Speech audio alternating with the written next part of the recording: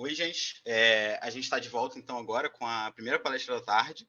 O nosso palestrante agora é o Pedro Maia. Ele foi aluno da primeira turma de Matemática Aplicada. Ele também fez mestrado em Matemática Aplicada na UFRJ. Ele foi orientado pela professora Stefanella, que acabou de dar entrevista hoje mais cedo. Depois ele fez o doutorado na Universidade de Washington. E hoje ele está fazendo... hoje ele é professor na Universidade de Texas, em Arlington. Olá, olá. Estão me vendo bem? Estão me ouvindo bem? Sim. Ok, então, sem mais delongas, meu nome é Pedro Maia. Hoje eu vou usar aqui os slides em inglês, mas vou falar em português. E no meio da palestra, talvez use uns termos aqui em inglês, outros em português, mas a gente se entende, né? No final do dia, todo mundo se entende, tá bom?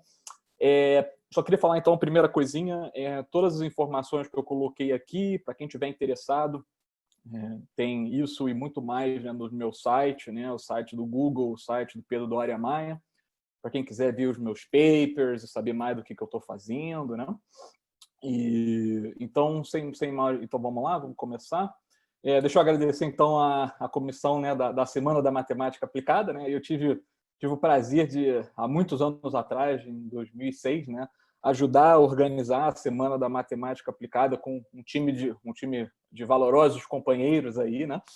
E eu fico muito feliz, então, fico muito honrado, né, de ser chamado para a Semana da Matemática Aplicada, porque para mim é um momento meio Rei Leão, assim, né? Tipo, eu quando estava ajudando a organizar a Semana da Matemática Aplicada, né, estava, o que eu posso fazer, né, com a matemática aplicada? Será que dá para aplicar matemática, né, realmente em biologia, em finanças, né, em todas essas áreas, né? E aí hoje, né, muitos anos depois, né, só ser chamado, né, para ser um dos palestrantes da CEMAP, né? Então, para mim é uma honra muito grande, um momento meio Rei Leão aí, né, meio Circle of Life, né?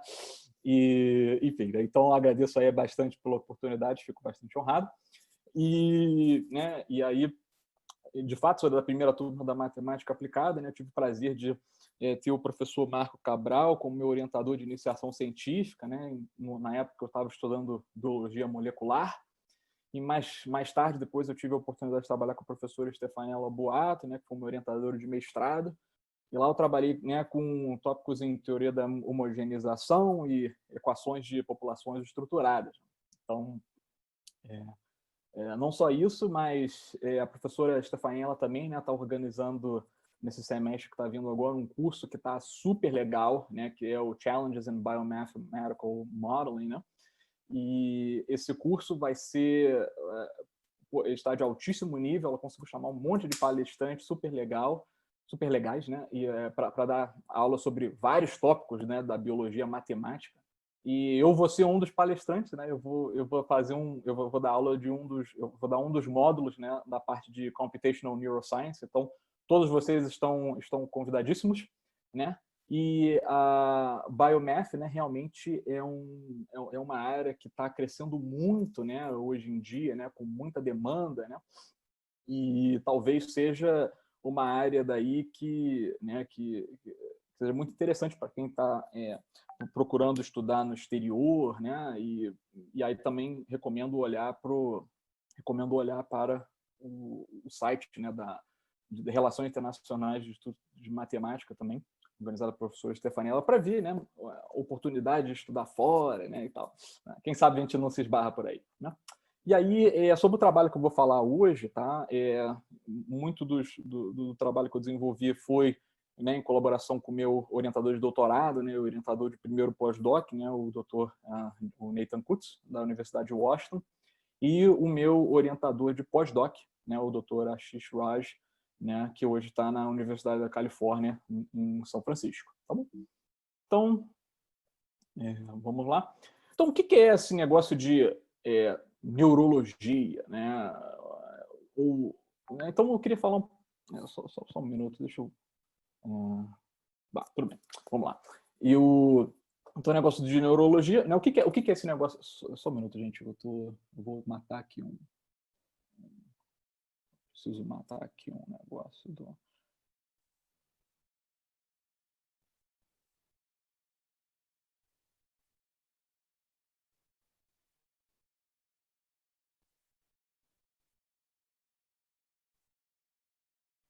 Então, beleza.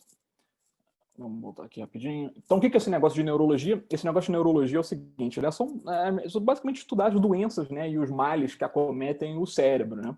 E um dos temas, né, que mais recorrentes aqui, né, que eu vou falar durante a palestra, né, é que os males que acometem o cérebro, eles ocorrem em diferentes escalas espaciais, tá? O que isso quer dizer? Isso quer dizer que você pode, por exemplo, na menor escala, na microescala, né, você pode danificar os axônios, né, dos neurônios. Né? Então, esse dano, o dano que ocorre nesses axônios, né, pode ser, né, eles podem impedir, né, que o neurônio transmita a informação que aquele neurônio queria transmitir para o próximo neurônio. Né? Porém, o neurônio ele não está isolado, né? O neurônio ele vive em redes, né? Numa rede de neurônios em que vários neurônios estão conectados, né, uns aos outros, né, por conexões sinápticas, né? E aí o sinal elétrico de um acaba influenciando o sinal elétrico do outro, e aí essa rede, né, ela acaba tendo alguma funcionalidade, né? Tipo, tomar uma decisão ou ser usada, né, para codificar uma memória, né? E aí isso seria talvez, né, na escala média, né, numa escala intermediária, né, em que você tem uma população de neurônios. Né? E aí, se a população de neurônios aumenta, você chega a macro escala, né, que é o cérebro lá, né, o nosso órgão que a gente está acostumado a ver lá o desenho. Né? E aí é nessa macro escala, né, em que normalmente se encontra, né, as imagens médicas, né, as imagens clínicas. Né? Então, a gente acaba tendo, né, com as nossas tecnologias médicas, a gente acaba tendo uma ideia do que está acontecendo de modo geral, né, a grosso modo com o cérebro inteiro, né? Mas o problema, às vezes, pode estar bem mais embaixo, né, no sentido de numa escala temporal bem menor, né? Perdão, uma escala espacial bem menor, né? Então, o que é muito legal, né, da neurologia computacional, né, é que é uma área em que tem uma demanda enorme, né, para matemática aplicada. Então, hoje eu vou dar uma pincelada aqui, sem muitas tecnicalidades, né, sobre EDPs não lineares, computação científica, teoria da informação, processamento de imagens, processamento de sinais, sistemas dinâmicos, redes neurais sendo danificadas, tomada de decisão, problemas inversos, machine learning, deep learning, data-driven dynamics e por aí vai. Tá? E muito do que eu vou falar, e eu vou usar aqui um exemplo, tá, para ajudar a ilustrar as técnicas, né, que é o traumatismo craniano, né, o traumatic brain injury. E muito do que eu vou falar sobre o traumatismo craniano se aplica para várias outras desordens também, tá? Outros tipos de patologia, mas eu vou colocar aqui o traumatismo craniano porque é uma que a gente consegue pensar um pouco mais intuitivamente. Né? Então, olha, tem muito tipo de traumatismo craniano, né, que a grosso modo é definido como dano ao cérebro, né, resultante de alguma força mecânica, né, às vezes uma aceleração muito rápida, blast wave, né, explosão, né? Crush, impacto, penetração por projétil, né? Acidente de carro. Né? E aí o traumatismo craniano é tão interessante que eles não são todos iguais. Né? Então, e aí o pessoal que estuda traumatismo craniano, né, eles colocam os ratinhos assim, né, nos diferentes experimentos. E, por exemplo, esse aqui é um experimento que eles chamam weight drop, né? E o ratinho está lá e eles, bum, né, derrubam um peso na cabeça do ratinho, né? E aí veem o que acontece, né? E aí estudam, né, como o traumatismo se desenvolve a partir daí. Né? Mas se o ratinho estiver usando um capacete, é o que ele está colocando ali embaixo, né? O traumatismo craniano, o traumatismo que se desenvolve é muito diferente do que se ele tivesse simplesmente levado a paulada, né, diretamente no coco. Né? Então, e parece uma outra doença, né? E aí outros experimentos que eles fazem, né, com blast brain injury, né, de colocar o ratinho numa câmera, né, e aí tem uma explosão e aí você recebe aquele choque assim da explosão. E isso é muito importante porque esse é um dos tipos de impairments, esse é um tipo de danos, né, que é muito comum em soldados, né, que você talvez tenha ouvido falar, né, que sofrem, né, tem uma explosão, aí a explosão pega e depois o veterano, né, de guerra volta com estresses pós-traumáticos, né? Então é por isso que o pessoal também estuda o blast brain injuries, né? E aí, então, né, e aí a ideia é que o dano, né, eles ocorrem, né, ele pode ocorrer, né, por muitas escalas. Então, você pode pegar o dano ali numa escala celular, né, em que você vai dar danos, em que você vai danificar o neurônio, né, o tic-teco, né, e esse dano você pode observar isso na escala espacial de tecidos, né, e você também vendo, né, a desconexão, né, do White Matter Tract, né, e depois você consegue ver a desconexão, né, o danos às vezes do cérebro como um todo, né, e aí então esse é mais ou menos, então mais ou menos essa aí é uma introdução muito simplificada, né, da história, mas o que a gente tem que guardar é o seguinte, é que, olha, temos várias escalas espaciais, né, e o dano, por exemplo, o traumatismo craniano, você vai ver problema, né, desde a escala do neurôniozinho, e se muitos deles estiverem danificados, você vai ter problema a nível de rede, né, na população de neurônios, e se muitas redes estiverem danificadas, você vai ter problemas, né, maiores, né, macros, né, que talvez sejam até observáveis, né, com as imagens médicas que a gente consegue fazer hoje em dia, tá bom? Beleza. Então, vamos fazer um passeio aqui sobre diferentes escalas, diferentes matemáticas que a gente pode usar para entender esse problema. Tá? Então, a maioria dos estudos de Traumatic Brain Injury, eles apontam para um mecanismo chamado Focal Axonal Swellings, tá? Que é o FAS, aqui estou abreviando. E isso você pode entender como se fosse um inchaço, tá? Um inchaço. Então, a ideia aqui está o neurônio, tá bom?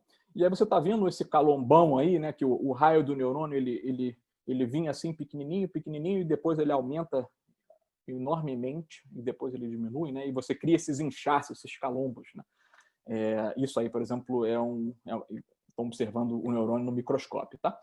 E mesma coisa aqui, né? E aí esses inchaços, né? esses swellings, eles vêm com formas, né? Agora formas aqui, né? Com geometrias, né? Variadas, né? Uns parecem uma bolinha, uma elipsezinha, os outros têm essa cara mais truncada, né? Que nem ali no plot D, né?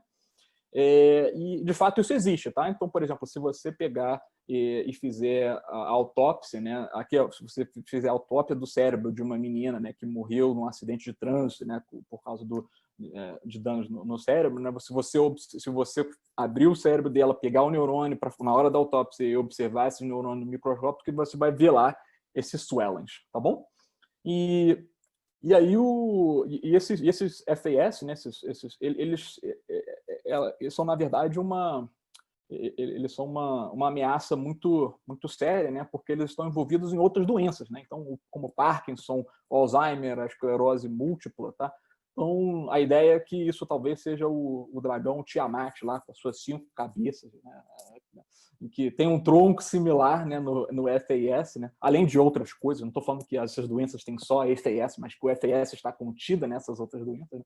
E aí você tem esse dragãozão aí de várias cabeças, né, em que esse tipo de patologia a nível celular, né, acontece, tá? Então, isso aí, cara, é um pratão cheio para nós matemáticos, né? Porque a gente pode pensar o seguinte: olha, eu sei que o neurônio quer transmitir sinal. Eu estou vendo que com esse focal axonal swellings tem mudanças abruptas na geometria do neurônio, né? E aí eu posso me perguntar, como a geometria do neurônio afeta, a geometria danificada do neurônio afeta a propagação de sinais, né? Então, existe uma equação, né, que o pessoal fala de cable theory, né, em que você vai escrever uma equação para descrever o potencial, né, voltaico, né, potencial de voltagem, né, o potencial elétrico da membrana, tá? E essa equação é uma equação diferencial parcial, né, em que você está querendo saber qual é o potencial ao longo desse axônio, tá bom? Então, para quem conhece isso aqui, é muito parecido com a equação do calor não homogêneo, tá? E aí o que eu quero que vocês entendam agora é o seguinte, é que no meio dessa equação, nós temos aí esse A de x, tá? Que é o raio do neurônio, tá? Então, estou pensando aqui um neurônio cilíndrico, tá? Só que um cabo, né? Um cabo axonal cilíndrico, só que cujo raio desse cilindro possa ir aumentando, né? Então está aqui o eixo X, né? E o cabo vai aumentando, e aí o raio vai aumentando né, vai variando, né, com x, né? Então, ao invés do seu raio ser constante, ser um cilindrão fininho, né, como os neurônios saudáveis costumam ser, né, nós estamos tratando de um neurônio com um raio variável aí, e a gente quer saber se esses calombos atrapalham, né, a vida, né? Então, e aí o que é interessante dessa EDP é o seguinte, né, é que ela é uma EDP, então aqui neste termo nós temos essa inhomogeneidade, essa geométrica, né, que nós temos essas variaçõezinhas, essas flutuaçõezinhas assim na geometria, né, com esse A de x. E aí o sistema também possui termos não lineares, né, que torna o problema muito interessante, né?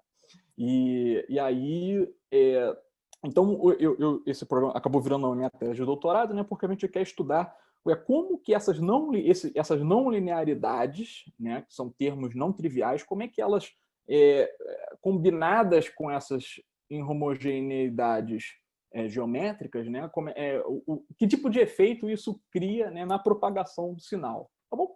E aí eu não vou falar exatamente quais são os termos e nem exatamente o que eles estão fazendo, mas a ideia é o seguinte, é que a membrana de vocês, né, tem esse bilayer lipid, né, de lipídios, né? E aí existem canais iônicos, tá? E íons, né, vocês sabem, né, íons era aquela coisa que a gente aprende no colégio, que a gente acha que não serve para nada, né, mas eles estão lá responsáveis para fazer o nosso pensamento acontecer, né? Então, o que acontece é o seguinte, é que existe uma concentração diferente de íons dentro e fora da célula, tá? E aí, se o canal iônico do respectivo íon abrir ou fechar, né, vamos dizer assim, se ele abrir, né, ele pode induzir um influxo, né, de onde tem mais íons, né, para onde tem menos íons. E isso causar uma certa diferença, né, isso causar um gradiente né, na sua voltagem, criar um pulso, e esse pulso acabar sendo transmitido, né, ao longo da membrana, tá bom?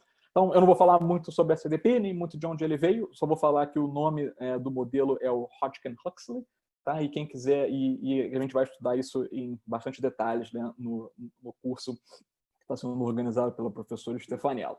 Mas tudo bem, tem uma EDP aqui difícil e tal, né? E agora, o que interessa para a gente é o seguinte, olha aqui, eu olho aqui a foto, né, de um desses inchaços, e aí eu vou fazer o seguinte, olha, eu vou tentar usar aqui 3 parâmetros geométricos para tentar descrever esse inchaço, né? Um diâmetro anterior, né? Um diâmetro de transição e um diâmetro depois, né? Do inchaço. Tá claro? Os 3 númerozinhos, né? O delta before diameter of transition, diameter after, tá?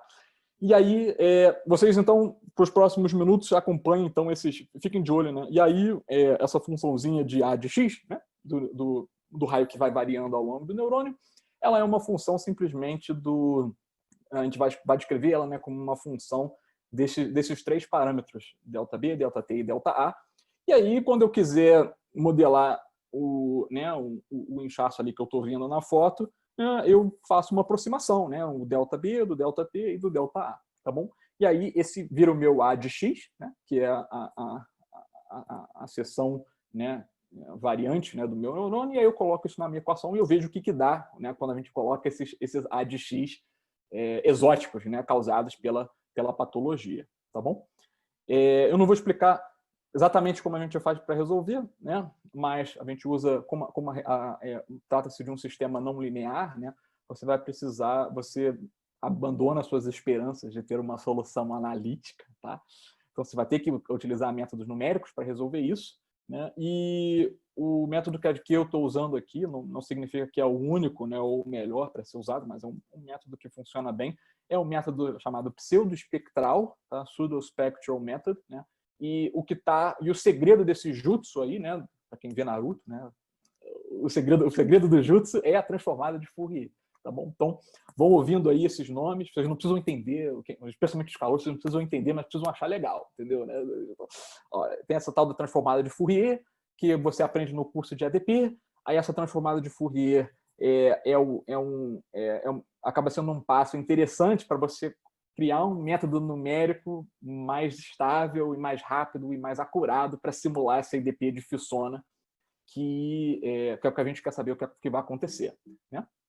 Então vamos lá. E aí, né, resolvendo isso, para resolver a EDP, você vai precisar de computação científica, você vai precisar estudar métodos numéricos para EDPs, né, em particular, né, os métodos pseudoespectrais. Quem quiser saber como fazer isso na prática, eu vou falar um pouquinho disso no curso da Stefaniela, tá? Mas é o seguinte, vamos lá. Tecnicalidades de lado, né? No caso normal, tá? Você vai ter o que acontece? Você cria lá o seu pulso, então meu pulso está lá no corner direito ali da tela, tá? E no caso normal, o pulso ele simplesmente transmite, né? Então tá aqui o tempo, né? Tá aqui o espaço, é o que vocês estão vendo, é um pulso, né? E aí esse pulso vem vindo, né? E aí, se não houver, né, grandes mudanças, né, nessa geometria, o pulso acaba se transmitindo de maneira tranquila, tá? E aí é interessante que você pode fazer com que um pulso passe por um inchaço, vamos dizer assim, de volume grande, né? Cuja diferença, vamos dizer, do diâmetro anterior e do diâmetro posterior seja grande, desde que esse diâmetro de transição seja grande o suficiente, né? Então, se for grandão, mas não, se for grandão, mas for uma transição relativamente suave, né? O pulso acaba conseguindo se ajustar, né? Ajusta o perfil, né? E consegue transmitir, tá? Mas em outros casos acontecem umas coisas bem esquisitas. Por exemplo, o pulso ele pode chegar lá quando ele bate no inchaço, bum, ele divide em dois, o pulso continua propagando para frente, e aí surge um segundo pulso que propaga em marcha ré, vai na direção contrária, né? Então é isso que você está vendo, né? O pulso está vindo aqui de cá, e aí quando ele chega no inchaço, pum, ele se divide em dois, um continua indo onde ele era para ir, e o outro volta refletido, né? Do reflection, né? Ele volta refletido na direção contrária para causar estragos para os próximos pulsos que estão vindo aí, né, depois dele, né? E, por fim, se a mudança na geometria for muito abrupta, você vai ter um bloqueio, né, do pulso, e aí a informação que o neurônio quer passar não vai chegar para o outro cara, tá? Então, olha só que legal. Bom, então, fizemos então uma exploração, né, do espaço de parâmetros, né? Então, coloquei lá meu computador, né, faz uma varredura aí desse espaço de parâmetros, vai testando aí várias configurações de diâmetro anterior, diâmetro de transição e diâmetro posterior, tá? E aí vai me anotando, né, qual é o regime, né, de transmissão que eu estou, né, dependendo desses valores. Aí olha só que maneiro. Você acaba criando uma superfíciezinha assim, que parece uma folha de papel bem fininha, né? E aí, nessa superfície, que é um pouco raro de acontecer, ocorre essa reflexão, né? E aí, quando você está acima dessa folhinha, você tem o bloqueio. E quando você está abaixo, você tem a transmissão normal. E aí, pô, você vê uma folhinha de papel, quase um plano, você pode pensar assim, pô, vou aqui usar meus conhecimentos de CVGA com mínimos quadrados, né, para fazer um best fit plane, para fitar, né, para ver qual é o plano, né, que melhor aproxima essa região, essa folhinha, né, de reflexão, tá? E aí está a expressão, esse eta, né, como função dos três parâmetros geométricos que eu pedi para vocês se lembrarem, né, o diameter before, diameter of transition e diameter after. E aí fica muito fácil você aplicar essa formulazinha para diagnósticos, né? Então pego aqui um neurônio, né? Aí eu vou lá, olha aqui, um neurônio super legal com as geometrias bem bizarras. Aí você vai lá, você aproxima, né, o diameter before, diameter of transition, diameter after, né? Você coloca naquela formulinha que é super fácil de calcular, e aí você calcula o eta. Se o eta for positivo, está transmitindo sem problemas. Se o eta tiver negativo, bloqueio. E se o eta estiver ali perto de zero, ele está naquela zona crítica ali, né, em que pode dar reflexão e tal. E aí, com isso, você pega uma imagem do neurônio desse, você vai calculando o eta ao longo dos swellings que você vai vendo, e aí você, acompanhando essa função eta, você consegue ver quais são as partes críticas, né, do neurônio, né, onde é que pode dar pau, né? Então, isso é muito legal. Mas Pedro, você falou aqui, tá, de problemas que podem acontecer com um pulso, mas o neurônio ele não manda um pulso, ele manda um trem de pulsos, né? E então, e aí outra coisa muito interessante que pode acontecer é o seguinte, ó, eu vou colocar num sistema que permite transmissão, ou seja, se eu colocar um cara sozinho, ele consegue transmitir, eu vou colocar dois pulsos, um do ladinho do outro, tá? O mais próximo que o sistema permite eu colocar esses dois pulsos um do lado do outro, e eu vou botar eles para rodar.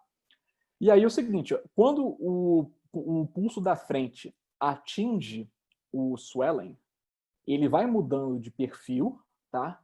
E aí, olha só que coisa interessante. E ao mudar de perfil, o pulso que vinha atrás acaba caindo nessa cauda negativa, né, que o pulso da frente ia fazendo, ele acaba sendo deletado, né? E aí, o que isso é interessante é que, em condições normais, se fosse um pulso sozinho, eu ia passar sem problema. Mas agora, se você tiver um pulso na tua frente, né, você vai bater, né, nessa cauda negativa do pulso da frente, como se fosse uma colisão de carro, um engavetamento, né, que o cara bate no carro da frente e o pulso que está atrás acaba sendo deletado, acaba sendo destruído. E aí isso é muito importante, porque daí você está destruindo a informação que o neurônio está querendo passar para os próximos neurônios, né? Então, isso aí não pode, tem que dar ruim, né? Então, isso aqui é só o esquemático, tá? Você coloca, então, os dois pulsos aqui separados, né? Os mais próximos que você conseguir, né? Num sistema que ainda permite transmissão, mas, você ainda pode ter esse tipo de colisão, né? De tipo engavetamento, o pulso de trás ser deletado, e aí você tinha dois pulsos, no final das contas, sai um. E aí, então, se você tem, vamos dizer, né, um sinal sendo mandado numa certa frequência, né, com certo firing rate, né, você, na prática, como alguns pulsos que estão muito próximos vão ser deletados, o que vai sair, o que vai de fato chegar para o próximo neurônio vai ser uma versão penalizada, né, uma prejudicada, né, né? E aí, isso pode causar confusão, né? Então, por exemplo, imagine que eu tenho, né, dois tipos de trens de pulsos, tá? Um muito cheio, em que tem muito pulso, e os pulsos estão lá, um do ladinho do outro, bem espremidinhos, e um outro que é bem mais esparso, tá bom? Então, chamar então de tipo S1 e tipo S2, tá? Então, e aí eu tô vendo que, se o cara que tava, o pulso que tava, o trem que tava muito, com os pulsos muito espremidinhos, eles podem acabar sendo deletados, né? E aí o que vai sair vai ficar muito parecido com o trem espaçado, né? Então, como é que a gente calcula a confusão que pode gerar, né, graças a esse tipo devido a esse tipo de colisão, tá? Então é o seguinte, olha, eu tenho duas classes, se tudo fosse perfeito, se a classificação fosse perfeita, sei lá, meus 40 trens, né, do tipo S1 seriam classificados, né, como S1, e os 40 como S2 seriam classificados como S2, e você tem uma matrizinha diagonal bonita, né? Agora, se você tiver um pouquinho de erro, aí você vai ali no exemplo 2, né, você vai ver, olha, ali está dizendo que 3 caras, né, do estímulo S1 foram classificados como R2 e 2 caras do estímulo S2 foram confundidos como, né, R1. Tá? Então você vai vendo que quando você tem termos fora da diagonal dessa matriz, isso quer dizer que está rolando mais confusão no sistema, né? E até você chegar, por exemplo, no exemplo 4, em que daí os termos fora da diagonal, eles são tão poderosos, né, comparado com o da diagonal, que você não classificar ou jogar a moeda dá mesmo, né? Então você perdeu, aí você não consegue mais, e aí você não consegue mais, não tem mais informação contida ali, você está só fazendo adivinhação, tá? E aí, então isso aí é só para dizer que existe uma fórmula, tá, na teoria da informação que vai quantificar isso que eu acabei de falar, tá? Que vai pegar então a matrizinha ali do exemplo 1 e vai dizer o seguinte, olha, você tem a informação máxima, né? E vai pegar ali o exemplo 4 e vai dizer, você não tem informação nenhuma, você está só jogando um dado aqui, tu está só na adivinhação, né? E aí essa formulazinha, o que ela faz? Ela penaliza a matriz de confusão proporcionalmente, né, aos termos fora da diagonal. Né? E aí você consegue, e aí eu vou poder então quantificar, né? Olha, se eu mandar então uma sequência de famílias de pulsos diferentes e que role confusão com esses pulsos, né? Eles vão se embaralhar, depois eu vou começar a confundir os caras mais cheinhos com os trens mais vazios, e aí eu vou perder informação, né? Exatamente isso que a gente fez. Então, o que a gente criou? A gente criou trens do tipo Poisson Spike Trains, né? Então, um processo de Poisson, você aprende em Prob 1 ou Prob 2, a gente criou um trem de pulsos aleatórios ali, né? E com intensidade lambda, né? Acho que é assim que o pessoal aprende probabilidade, tá? Então, quanto maior o lambda, mais pulsozinho tem, né? Maior a chance de você criar um pulsozinho. Então, os Poisson Spike Trains com lambda muito alto, com os firing rates muito altos, eles são bem cheios, né? E aí, estes, por estarem muito cheios, acabam tendo mais pulsos um do lado do outro, acabam tendo mais colisões, acabam tendo mais deleções, né? E aí, na prática, né, o firing rate ali, que era para ser 10, né, ele acaba sendo confundido com o firing rate de 6. Tá vendo ali? Então, tá vendo a matrizinha? Se ela fosse perfeitinha, ela ia ser uma diagonal assim, ó. Tá vendo? Mas como você começa a confundir, né, os pulsos de maior frequência, a diagonal ela dá uma quebrada aqui no final, entendeu? E essa quebrada é porque você está começando a confundir, né, um pulso que era para ser cheio, que foi deletado e ficou espaçoso, com um pulso que era para ser naturalmente espaçoso. E aí, né, você começou a confundir um com o outro e aí vai dar pau. Então, então e aí você consegue quantificar essa perda, né, de informação, né, com esse tipo de colisão, tá? Então, e aí é legal. Então, como é que a gente conseguimos usar isso aí para diagnósticos? Conseguimos, né? Porque aqui está um neurônio desses, né? A gente escreveu um programinha para ir malandramente e ir caçando essa cross-section do neurônio, né? Então, você vê que a gente tem o programa faz esse esforço de tentar ficar sempre perpendicular, né? E meio que seguindo o eixo de simetria, né? do axônio. E aí ele vai ajustando e a gente vai tentando ir calculando para cada, né? Vai tentando calcular qual que é o raio, né? Desse axônio, né? Ao longo dessas mudanças, para a gente pegar aquela função a de x, né? Então, isso aí já é um pouquinho de processamento de imagem, né? Então, a gente teve que criar um códigozinho, né, para pegar essa cross-section, tá? E depois... E aí o que acontece é o seguinte, tá? Então, isso aqui tá é o nosso neurônio espichado, tá? E ali é a versão, vamos dizer assim, normal dele, tá? E aí embaixo é o neurônio espichado com o cross-section, né? Exatamente o A de X que a gente estava falando. Né?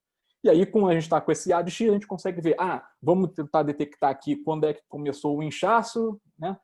Até onde ele vai, qual é o pico desse inchaço, qual é o diâmetro de transição, qual é o diâmetro anterior.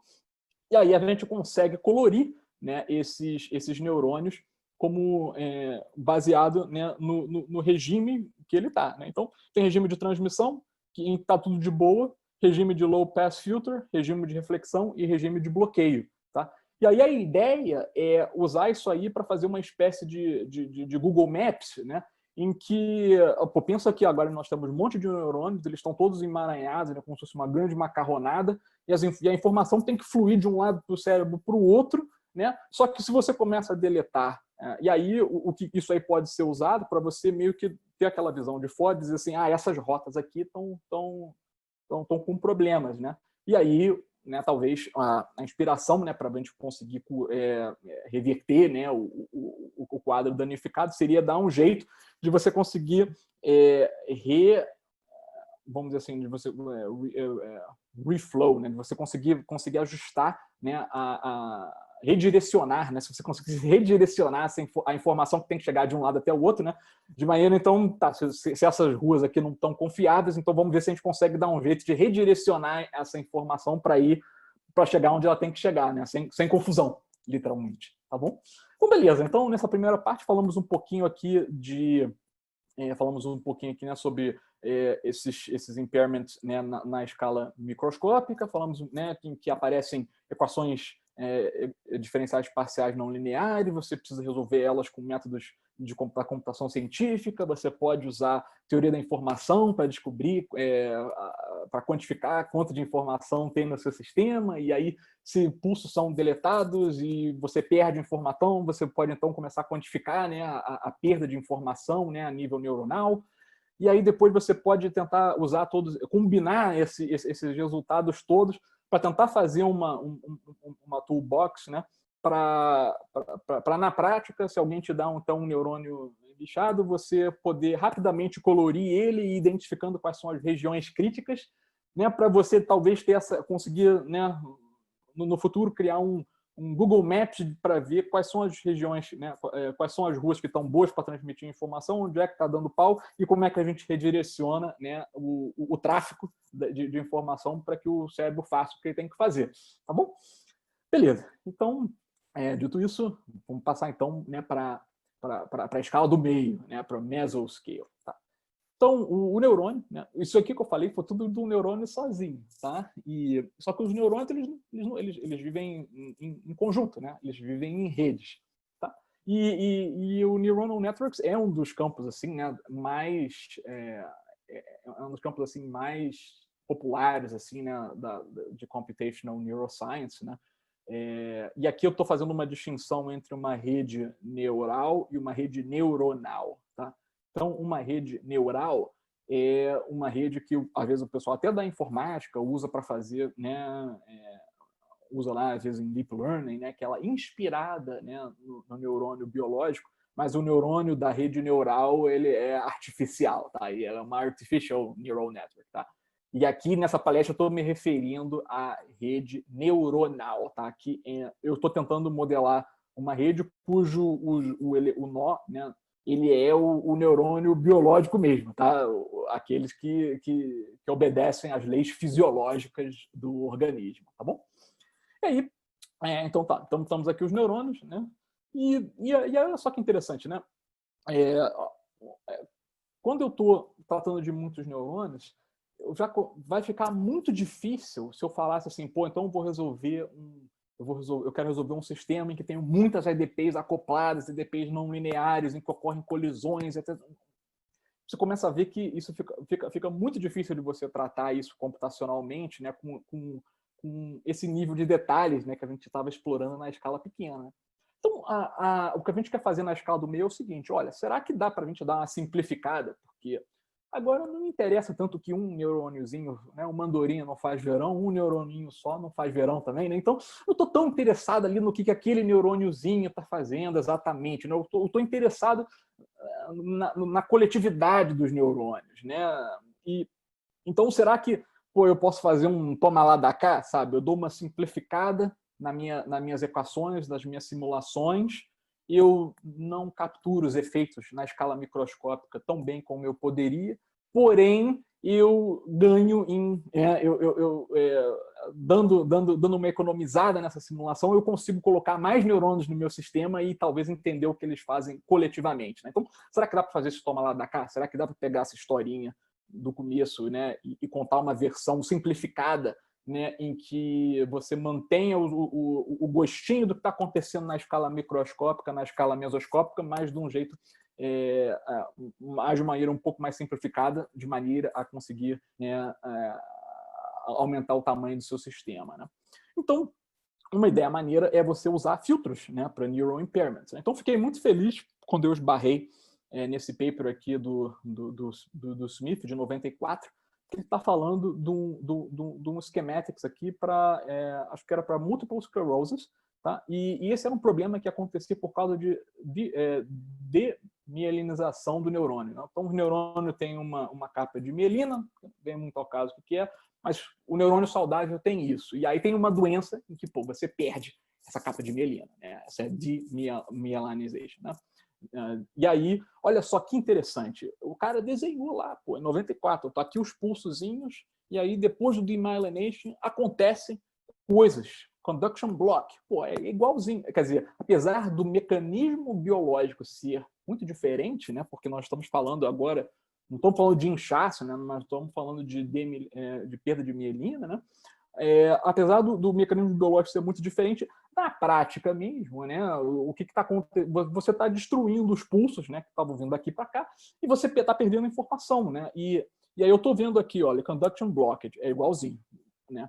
Reduce velocity, reduzir velocidade, beleza. Aí olha só esse prolonged RPT que interessante. Ele colocou 2 pulsozinhos assim, e aí depois, né, o pulso que está atrás tá pontilhado, indicando que ele foi deletado. Opa, é igual a nossa colisão por engavetamento, né, do FAS, né? Então, como eu sou matemático, eu falei o seguinte, então que tal a gente tentar bolar aqui uma teoria geral, então, né, para esses danos que podem ocorrer, né, esses danos que podem ocorrer aqui nos trens de pulsos, tá? Então, é o seguinte, vamos pegar aqui, nós temos o nosso vetorzão, X0, X1, Xn, tá? Que é o pulso antes e o pulso depois, discretão. Tá? E aí nós temos uma regrinha H. E essa regrinha H é que vai transformar o pulso, né, o pulso saudável no pulso danificado, tá? No pulso distorcido.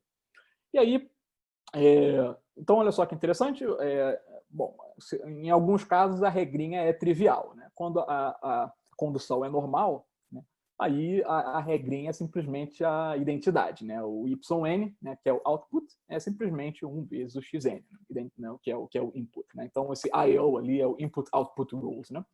Então a regrinha de entra e sai, né? Ó, essa regrinha aí é mole. Outra regrinha fácil é se você se você deletar completamente todos os pulsos. Né? Então daí o YN é só multiplicar o XN por 0, né? E aí mas o efeito que a gente acha mais interessante, né, não é porque muitas vezes o dano não acontece assim, né, 8 ou 80, né? Esse aqui talvez seja a grande sacada, né? É que você pode ter um problema, né, na transmissão do sinal, que seja um problema parcial, né, que é esse tal do Increased Refractoriness Impairment. Né? Então tá aqui, tá os 2 pulsozinhos, e aí no final das contas, se eles estiverem próximos um do outro, passa só o primeiro, se eles estiverem suficientemente longe, passa os 2. Como é que a gente pode fazer isso com uma regrinha? Aí usamos o delta de Kronecker, que às vezes vocês já viram aí no curso de álgebra linear de vocês, né? E aí a regrinha funciona mais ou menos assim, olha, ignora esse segundo termo por enquanto, né? Então, se os caras estiverem longe um do outro, o YN é igual ao XN. Então, se os pulsos estiverem longeão, um não vai colidir com o outro, não vai ter problema nenhum, então vai ser identidade sem problema nenhum. Agora, se os pulsos calharem de estarem muito próximos um do outro, bum, aí eu ativo o meu delta de Kronecker, né? E aí o da frente vai cancelar, vai matar o de trás, vai passar só o da frente. Tá bom? Então isso na prática é o que a regrinha quer dizer. Tá? Então, e você pode generar. E aí eu falei assim: se tiver uma casa para trás, deleta. E aí você, para J igual a 1. Tá? Aí você pode generalizar isso para dizer o seguinte: se ele estiver qual foi a letra que eu usei aqui? Se ele tiver a tal, né, se ele tiver a T casas para trás, você mata ele também. Né? Então você pode generalizar essa regrinha, né, para você matar o pulso que tiver atrás, até casas atrás. Né? E aí essa ideiazinha, né, esse filtrozinho bem simplinho, ele acaba incorporando esse aspecto condicionado, né, de destruição de pulsos, né? Quer dizer, se ele estiver próximo demais, tem a deleção. Se eles não tiverem, não tem. Tá? E aí e aí é o seguinte, né? Tu pega o então e aí fica então como exercício demonstrar, né, que se você colocar um trem 1-0, entra 1-0, se você colocar 0-1, entra 0-1, mas se você colocar 1-1, passa só o primeiro, tá? Beleza. Ô Pedro, eu acho que você parou de compartilhar a tela. Sem querer. Opa. Agora, acabou de parar. Eu parei de compartilhar a tela? Acho que sim. É só compartilhar de novo.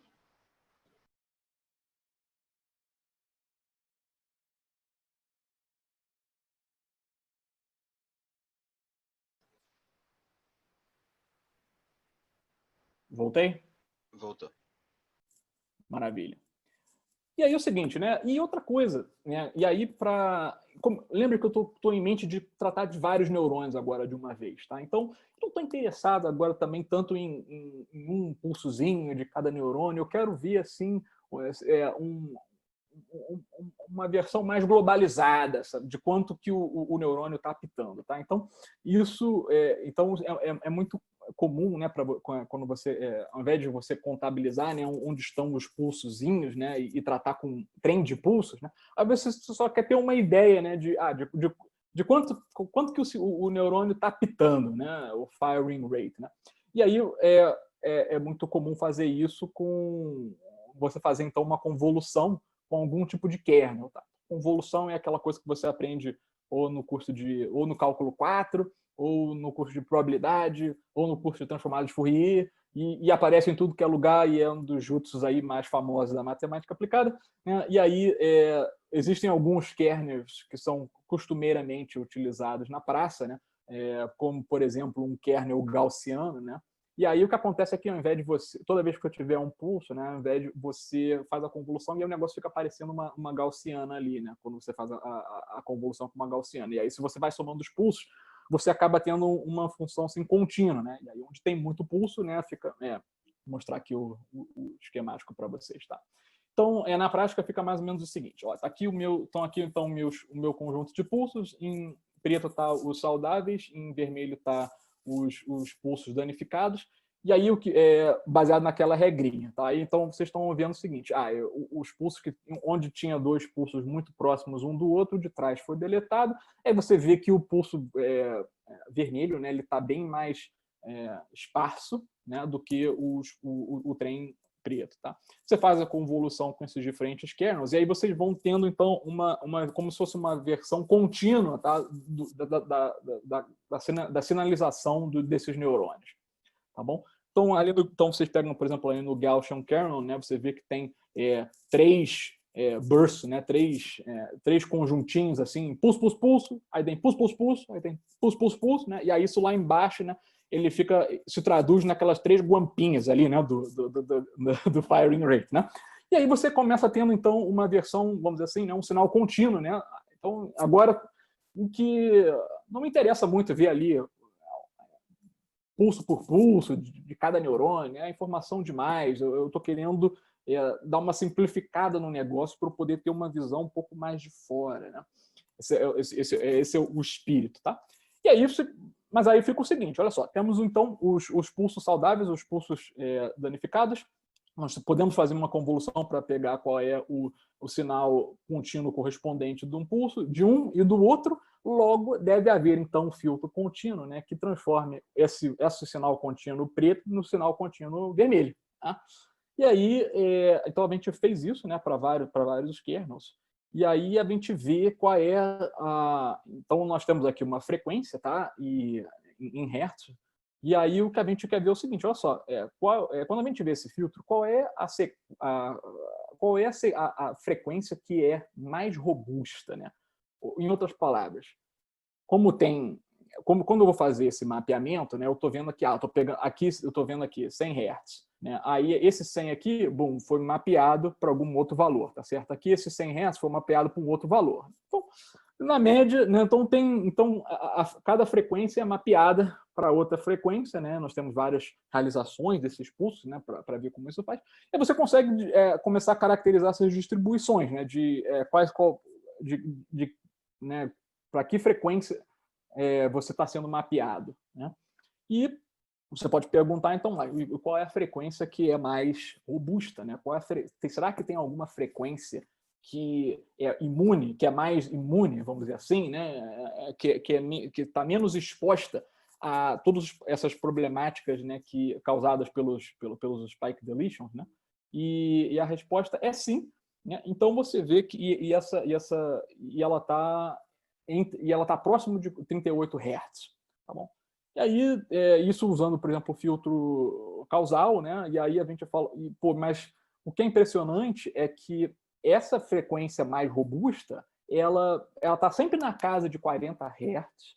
Não importa muito se eu que tipo de filtro que eu estou usando, se eu estou usando o gaussiano ou se eu estou usando o causal, ele, para uma gama de parâmetros muito grande de tal, né, ele costuma ser esse 40 Hz. Né? Então, esse most robust frequency, né, to injury, né, ele fica sempre nessa casa de 38, 41 Hz. Né? Falei assim, pô, que coisa interessante.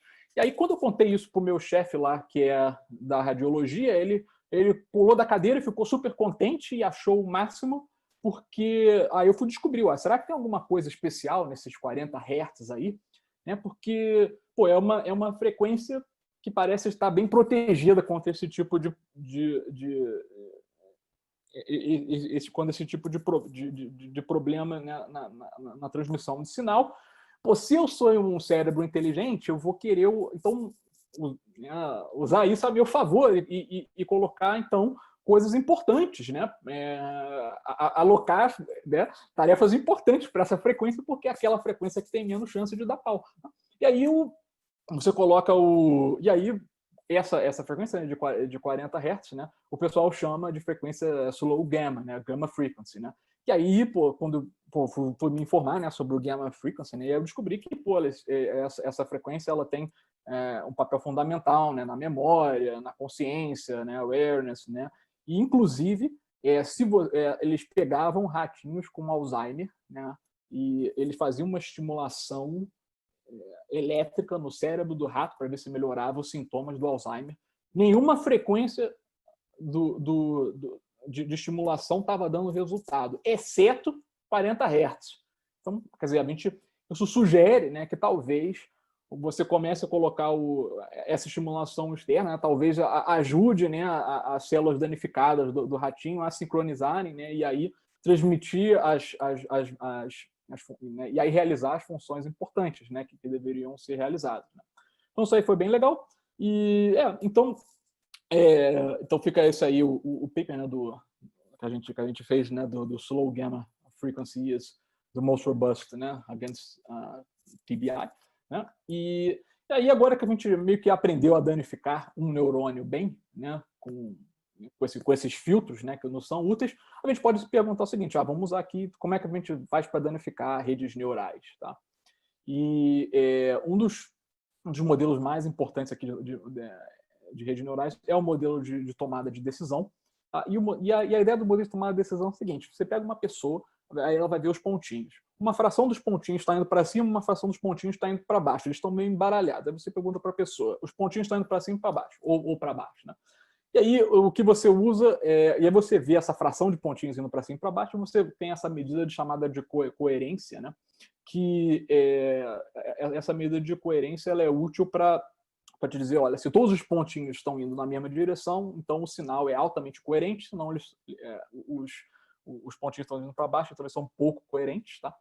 E aí o modelo de tomada de decisão funciona o seguinte: toda vez que você vê um pontinho indo para cima, você computa um pouquinho de evidência de que todos os pontos estão indo para cima e vice-versa, quando você vê um pontinho indo para baixo. E aí você vai acumulando evidência, e aí quando você atinge um certo patamar, né, esse patamar aqui, aí você decide: os pontos estão indo para cima, não, a maioria dos pontos estão indo para baixo, tá bom? Então, e aí a gente criou uma rede neural, tá? Uma rede neuronal, né, desses neurônios. A gente usa uma simulação aqui de EDO, tá, para simular essa população de neurônios. Aqueles neurônios estão conectados uns com os outros, tá? E aí a ideia é o seguinte: olha, como o meu neurônio tem 400 neurônios aqui nesse sistema, e eu estou vendo aqui esse output neurons, né, vamos dizer assim, tem 400 neurônios como output neurons, que é o que eu quero saber, que são os caras que vão tomar a decisão. Eu não estou interessado num espaço de 400 dimensões, entendeu? Na verdade, eu quero saber porque o que é 400 dimensões? Imagina um quadriculado com 400 quadradinhos, cada um piscando numa frequência. Eu te mostrar um neurônio, não vai ver padrão nenhum ali, né, nos pontinhos piscando. Né? Então você vai pensar o seguinte: olha, está aqui o IFT, então vou fazer uma projeção. Né? Então, me interessa quando você está computando evidência para o A, evidência para o B, né, ao longo do tempo, e aí o resto é tudo, o resto o resto não me interessa, tá nesse RFT. Então você pode pegar a projeção que você aprende, né, no CVGA e na álgebra linear, e aí você, ao invés de trabalhar com esse vetor y de t de alta dimensão, você pensa que me interessa quando está fazendo, quando ele está na direção do A, me interessa quando ele está na direção do B, e o resto não me interessa. Né?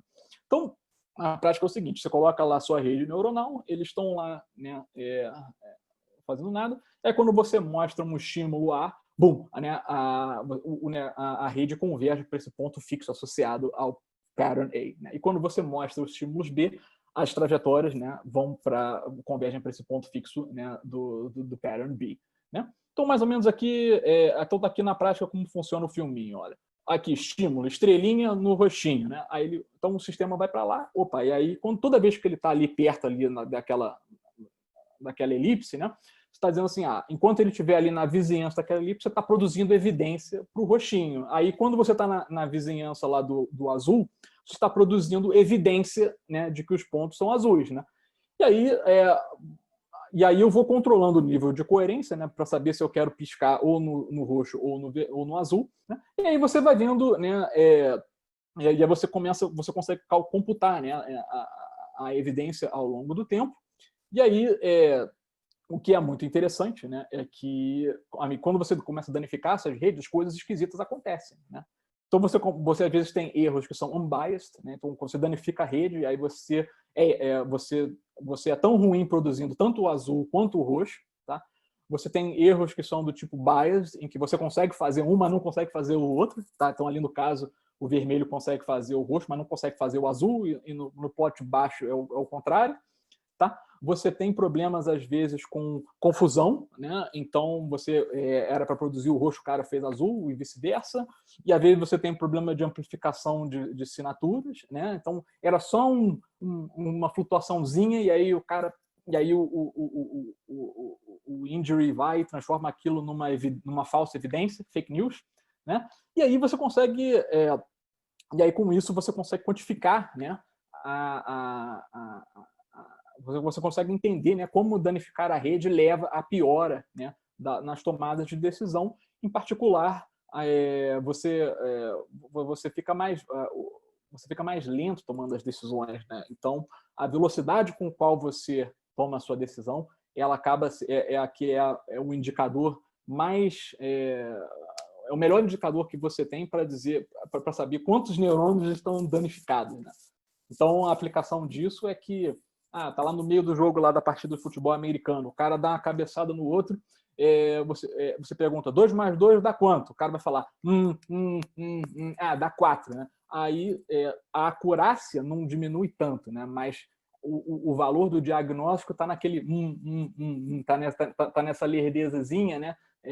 Adicional que é causada pelo insulto, e aí baseado nessa redução do seu reaction time, talvez você consiga estimar qual a porcentagem de neurônios que está danificada na rede. Tá? Então, só para mostrar como isso talvez poderia ser utilizado, a gente fez vários estudos, né, das redes neurais aqui, né, porque as redes neuronais fazem várias coisas, né? Então, aqui a gente, por exemplo, danificou redes ali com uma rede de Hopfield, né, que é uma rede neuronal que faz memórias e tal, né? A gente danificou uma C. elegans, né, que é um bichinho lá, e você consegue ver o C. elegans danificado ali nadando, parece que ele está bêbado, né? Então tem umas coisas assim bem legais. Está aqui o meu site para quem quiser ver mais desse site, tá? Mais desse trabalho. E aí a última coisa, vou falar bem pouquinho, mas então falamos um pouquinho de processamento de sinal, sistema dinâmicos, disrupção de rede neuronal, tomada de decisão. E, por último, né, tem a parte macroscópica, que é onde estão as imagens médicas, né? Então, o modelo, né, de progressão de neurodegeneração, você consegue modelar, né, a progressão de neurodegeneração no cérebro, né?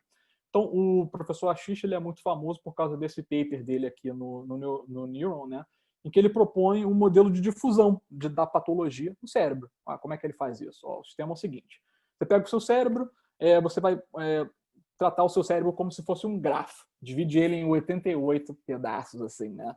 Como hipocampos, amígdala, os pedaços do cérebro que os médicos estão acostumados a trabalhar, né? E aí você usa tractografia para você estimar quantos tractos, né, e conectam uma região à outra. E aí você consegue criar um grafo dizendo quanto essa região do cérebro está conectada a essa outra região do cérebro. Tá? Aí você pode pensar o seguinte: olha, então eu tenho uma patologia lá, que é a patologia que causa o Alzheimer, né? E aí eu tenho duas regiões que estão conectadas uma com a outra, e aí a região simplesmente, graph diffusion, né, quer dizer que a patologia ela vai difundir, né, de onde está mais concentrado para onde estiver menos concentrado, mas você vai fazer isso levando em consideração também o número de tratos ligando essa conexão à outra. Se você escrever a EDO para isso, fizer um pouquinho de álgebra, vai aparecer o famoso graph Laplacian, né? Na equação do calor aparece o Laplaciano, né? E quando você faz isso em grafos, aparece o grafo Laplacian, né? O Laplaciano em grafos, né? E aí isso é uma EDO que você consegue resolver, e aí se você aceitar essa hipótese, né, de que a patologia simplesmente difunde de onde está mais concentrado para onde está menos concentrado, levando em consideração a conectividade, né, entre a região 1 e 2, né, você consegue prever, né, como é que a patologia vai progredir ao longo do tempo.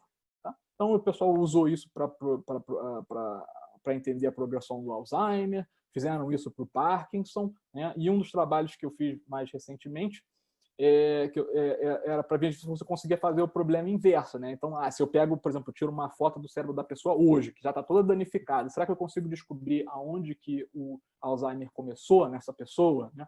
E Então, a gente fez isso, esse seria o problema inverso, a gente fez isso para o Alzheimer e fizemos isso para o Parkinson. E aí o que é muito interessante é que, então, quando a gente pega essas regiões que a gente acha que o Parkinson começou, né, eles dão o seeding pattern, né, os padrões iniciais ali da doença. Né? E aí a gente não sabia exatamente o que fazer com esses padrões, a gente resolveu fazer um pouquinho de machine learning para ver se tinha clusters, para ver se tinham padrões, né, nessas seeds, né?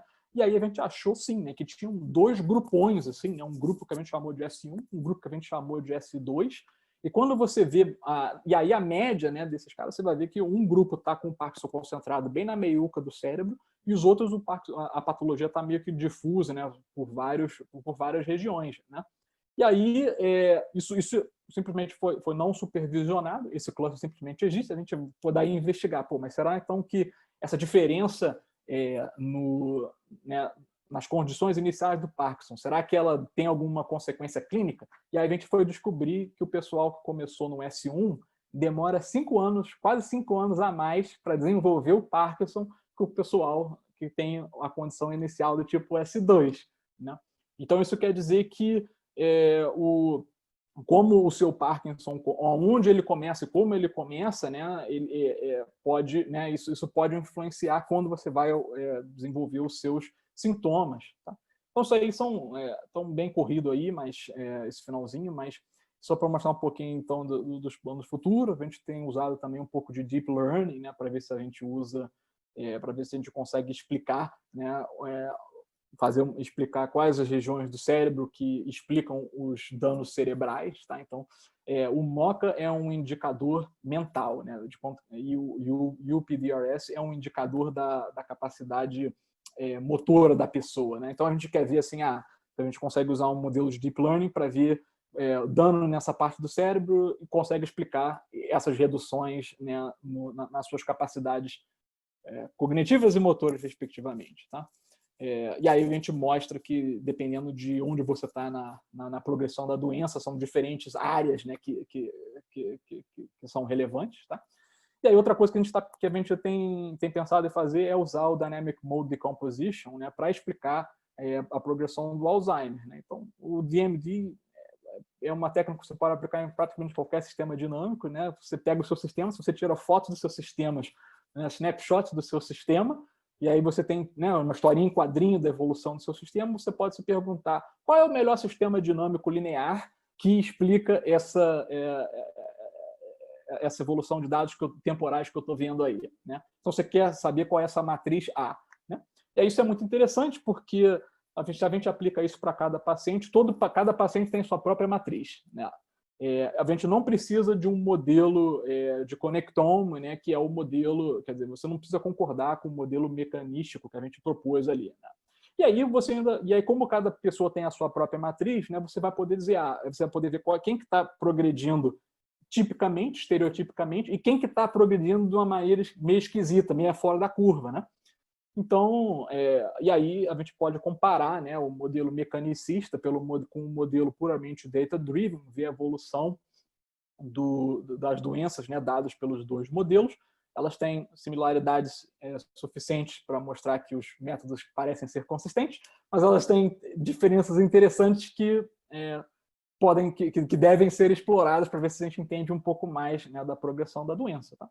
Então, só para finalizar, então, né, espero que eu tenha conseguido aqui ilustrar, né, que a neurologia computacional tem uma demanda muito grande para matemática aplicada.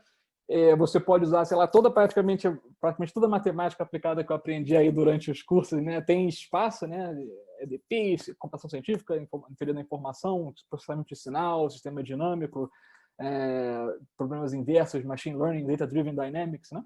E aí, então, gostaria de agradecer a todo mundo aí pela atenção, e aí fica à vontade, então, para responder a pergunta de todo mundo, tá bom? Ok. Oi, Pedro, obrigado por aceitar o convite.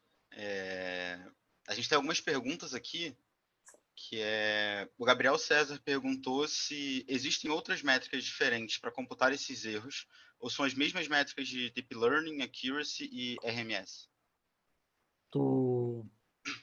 Nos do Deep Learning, os erros, ele está perguntando os erros ali do Parkinson?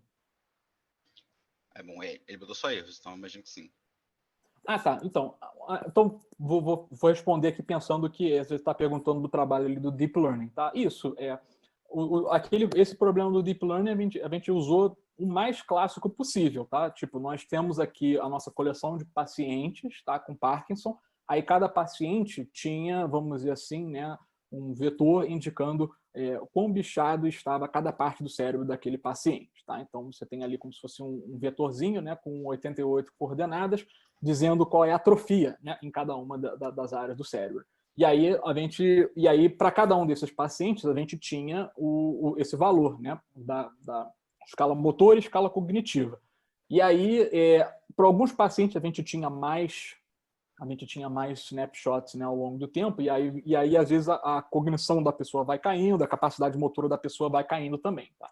E aí o que a gente fez foi o Deep Learning, né, o mais clássico possível, né, do tipo, então, a nossa Objective Functions é tentar explicar o seu valor, né, o seu nível cognitivo e o seu nível motor, né, baseado nas atrofias das pessoas. Né? E a gente quer tentar explicar isso para todo mundo. E aí, quando a gente viu, né, quando a gente tenta explicar ali o negócio do Deep Learning, ali a métrica é exatamente a métricazinha bem padrão aí do Deep Learning, com a Cora, exatamente acho que ele mencionou. Tá? Agora, quando você vai falar em erros, né, de maneira geral, vamos dizer o seguinte, né, aí você tem que, às vezes, tomar um pouquinho de cuidado para ver se você está falando do erro da sua simulação, o erro do seu Deep Learning, ou se você está falando de um déficit funcional, né, em que, às vezes, a pessoa perde um pouco da memória, você pode dizer que estão ocorrendo erros de memória, né, mas aí, então, tem um pouco só ficar toma só um pouquinho de cuidado para desambiguar direitinho, né? Tá, e aí, só uma outra pergunta, então, que a gente passou um pouquinho do tempo. O Genilson e o Maicon perguntaram onde que foi feita a implementação das coisas que você Eu mostrou, fiz do em MATLAB. modelo. Aqui. Isso, eu fiz em MATLAB e mais MATLAB porque foi o que eu aprendi aí nos cursos que eu fiz, estava mais confortável, mas acredito que essa do Machine Learning, por exemplo, o menino que estava, o aluno de mestrado, aliás, foi um aluno de mestrado que escreveu esse paper do Parkinson, né? Ele usou o toolbox do MATLAB, né, para rede de neuronais, mas acredito que seria trivial implementar isso em Python, né, se for a linguagem que você domina. Né? Inclusive, eu acho que no futuro o pessoal pelo menos vai ter que entender um pouquinho melhor, vai ter que entender mais de Python, porque acho que para pegar os dados, né, o Python ajuda muito, né? Não, mas aí, beleza. Então é isso. Obrigado, Pedro, por aceitar o convite para falar na CEMAP. E daqui a pouco a gente volta com a mesa redonda, o que é ciência de dados. Maravilha. Valeu, galera. Um abraço para todo mundo. Valeu. Falou. Valeu.